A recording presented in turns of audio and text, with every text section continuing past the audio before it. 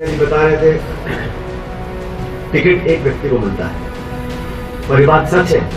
ये कांग्रेसी सीट है और बहुत से लोग दावेदारी करते हैं, इसमें कोई गलत बात नहीं है। लोगों को लगता है कि कांग्रेस टिकट पे आप जीतोगे तभी तो टिकट मांगते हैं। टिकट मांगा और हरी जी ने मुझे पहले भी कहा था कि हम सब लोग चाहते थे कि क्षेत्र के किसी स्थानीय व्यक्ति को उम्मीदवारी मिलनी चाहिए। सबसे सलाह करने के बाद सांसद महोदय ने पार्टी ने दिल्ली में जयपुर बैठकर किसी जी को टिकट दिया। तो टिकट मांगने में कोई बुराई किसी को नहीं है, लेकिन हम सब जितने मंच में बैठे हैं हम सब कांग्रेस पार्टी के कार्यकर्ता हैं। राजनीति में अलग अलग विचार हो सकते हैं, किसी से आपकी अनबन भी हो सकती है, लेकिन भाषा और शब्द संयमित होने चाहिए। क्योंकि हम राजनीति करते हैं लोगों को उदाहरण देने के लिए कि हम विकास करना चाहते हैं, हम विकास की बात करेंगे, प्रगति की बात करेंगे, भाईचारे की बात करेंगे, लोगों को साथ लेकर चलने की बात करेंगे। वैचारिक मतभेद हो सकते हैं, सैद्धांतिक मतभेद हो सकते हैं, लेकिन शब्दों का प्रयोग, भाषा का प्रयोग वो मर्यादित हो।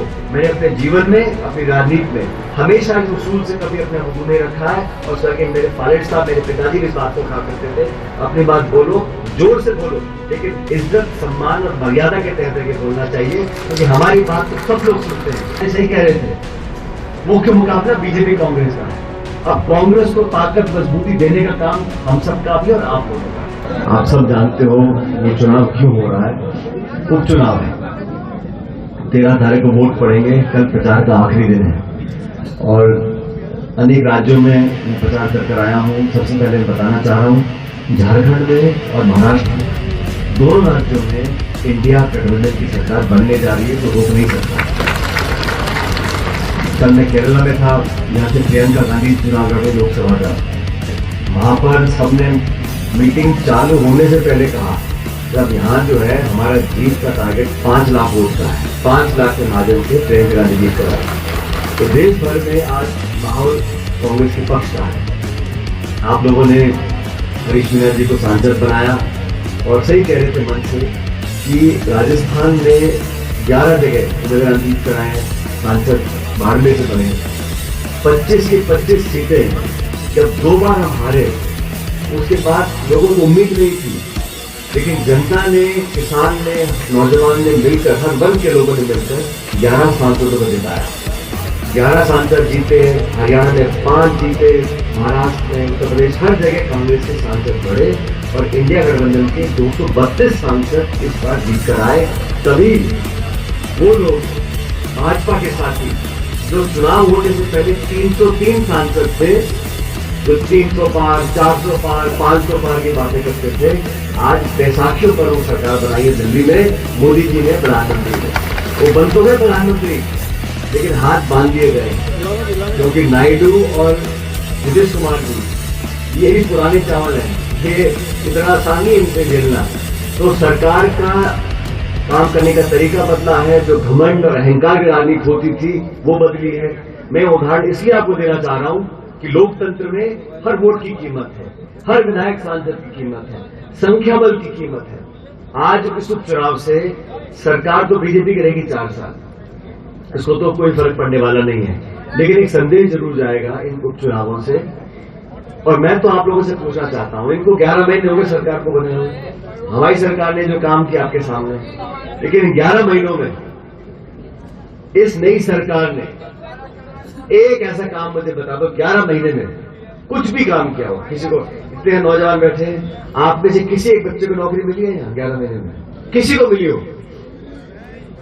अभी फसल का काम खेत में चल रहा है, डीएपी खाद के क्या हाल है? खाद ब्लैक में नहीं मिल रही, पुलिस के पहरे में बंटवारा हो रहा है। बिजली के क्या, गर्मी के महीने निकल के गए, ना पानी ना बिजली, और पूरे जिले में त्राई थी। जो प्रबंध नहीं करा सकते, व्यवस्था नहीं करा सकते, जो सुचारू रूप से योजना चल रही थी उसको नहीं चला सकते। इन 11 महीने के समय में जो नई नई सरकार बनती है, बड़ा उत्साह लोगों में होता है, सरकार में होता है, कोई नए कदम उठाए, नई योजना बनाए, लोगों को लाभान्वित करे। लंबे लंबे वादे किए थे, अब पता ही नहीं पड़ रहा वहां पे सरकार में इतने सारे केंद्र बने हैं, 2 मुख्यमंत्री हैं, कुछ मंत्री हैं, कुछ नहीं है, संगठन कुछ बोलता है, सरकार कुछ बोलती है, बाबू और अफसर ज्यादा हावी है नेताओं से। इस सरकार के कामकाज से जनता खुश नहीं है। और मैं आपसे कहना चाहता हूं, अभी हरीश मीणा जी बता रहे थे टिकट एक व्यक्ति को मिलता है और ये बात सच है, ये कांग्रेसी सीट है। यहां स्वर्गीय देवी सिंह जी कितनी बार 4-5 बार विधायक रहे। कांग्रेस हमेशा जीतती है, एक आध बार बीच में हारी भी होगी, लेकिन मूलतः यहाँ के लोग कांग्रेस की सोच के लोग हैं और बहुत से लोग दावेदारी करते हैं, इसमें कोई गलत बात नहीं है। लोगों को लगता है कि कांग्रेस टिकट पे आप जीतोगे तभी तो टिकट मांगते हैं। टिकट मांगा और हरी जी ने मुझे पहले भी कहा था कि हम सब लोग चाहते थे कि क्षेत्र के किसी स्थानीय व्यक्ति को उम्मीदवारी मिलनी चाहिए। सबसे सलाह करने के बाद सांसद महोदय ने, पार्टी ने दिल्ली में जयपुर बैठकर केसी जी को टिकट दिया। तो टिकट मांगने में कोई बुराई किसी को नहीं है, लेकिन हम सब जितने मंच पर बैठे हैं, हम सब कांग्रेस पार्टी के कार्यकर्ता हैं। मैं कांग्रेस पार्टी का महासचिव हूं और करण सिंह जी आप भी सुनो बात को कान खोल के। मैं मेरी पार्टी के लिए जब केरला से लेकर पौंडीचेरी से लेकर कश्मीर तक घूम घूम के आधी रात को टिकट पे जो लड़ते हैं उनके लिए वोट मांगता हूं, जिनकी भाषा मैं नहीं समझता हूं उनके लिए मैं वोट मांगता हूं, क्योंकि मैं चाहता हूं मेरी पार्टी मजबूत रहे।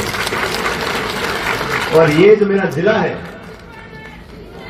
आपका तो नहीं है, मेरा जिला है, हमारा जिला है, हमारी पार्टी है, पार्टी ने सब कुछ दिया है। आज हरीश मीणा जी सांसद हैं, मैं विधायक हूं, हम जिन पदों पर बैठे हैं ये पार्टी ने मौके दिए हैं। और पार्टी ने अगर टिकट केसी मीणा को दिया है तो वोट भी केसी मीणा को ही डलवानी है, इसमें किसी को कोई गलतफहमी नहीं होनी चाहिए।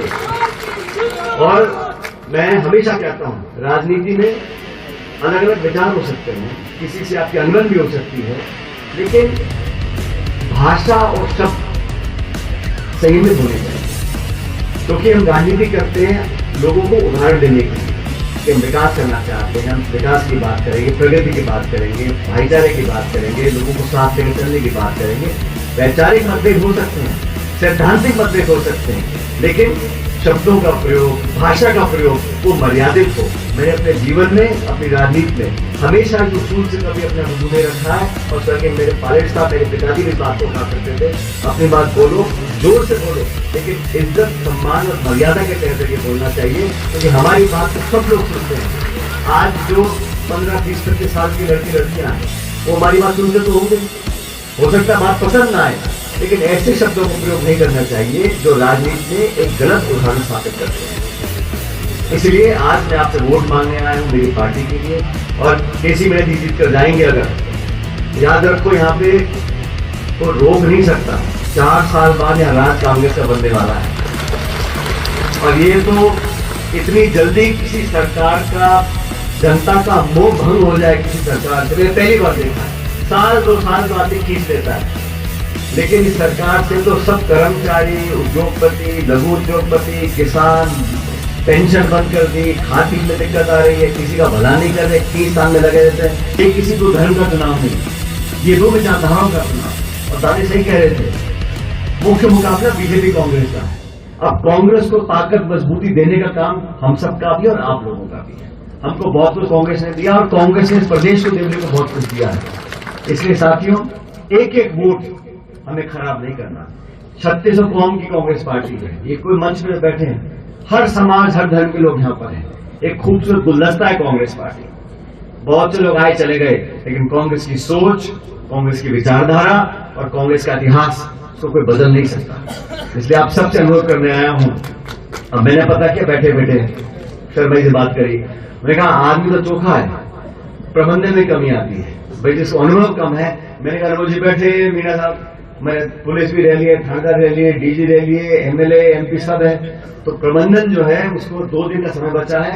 सरकार पूरी ताकत लगाएगी, सरकार पूरी ताकत लगाएगी, प्रशासन का, धनबल का, लेकिन हम सब लोगों को एकजुट रहना है। एक एक वोट इस हाथ के निशान पर कांग्रेस का बटन दबाकर केसी मीणा जी को जिताएं, ताकि विधायक बने, हमारी एकजुटता बरकरार रहे। और मैं जानता हूं चुनाव में कभी कभी लोग भ्रमित हो जाते हैं, बहक जाते हैं, गोत्रवाद, जातिवाद, इस पर वोट हम खराब करेंगे, मैं समझता हूं अपना नुकसान करेंगे, किसी का इसमें कोई फायदा होने वाला नहीं है। एक एक वोट हम लोगों को कांग्रेस पार्टी को देना है, ताकि हमारी जो परंपरा है यहाँ पर जीत के वो कायम रहे। आने वाला समय आप लोगों का है, हम लोगों का है। और करती जी आप चिंता मत करो, कोई बात नहीं, जहाँ दोबारा मौका मिलेगा और फिर आप और आगे बढ़ोगे। अब आप मुझे बताओ, कोई किसी का फोटो लगाए नहीं लगाए उसमें को क्या कर सकता है, लेकिन एक सब जानकार लोग हैं। अब हाथ किसी का पकड़ नहीं सकते। और आप मेरे को जानते हो, मैंने हमेशा ही नौजवानों को ताकत देने का काम किया, लेकिन अनुशासन और पार्टी के बाहर में से कोई जा नहीं सकता। अनुशासन और पार्टी के बाहर अगर कोई जाता है तो उसका भाई आगे फिर मामला बढ़ने वाला नहीं है। इसलिए मैं आपसे कहना चाहता हूं, आज पार्टी को जरूरत है हम सब एकजुट रहें। और भारतीय जनता पार्टी बहुत अति आत्मविश्वास में काम कर रही है। उनको अगर आप तो चुनाव जीते पड़े सातों के साथ, ऐसा नहीं है। पब्लिक अंत में हमारी बात, आप जिसका बटन दबाओगे वही व्यक्ति जीत कर जाएगा।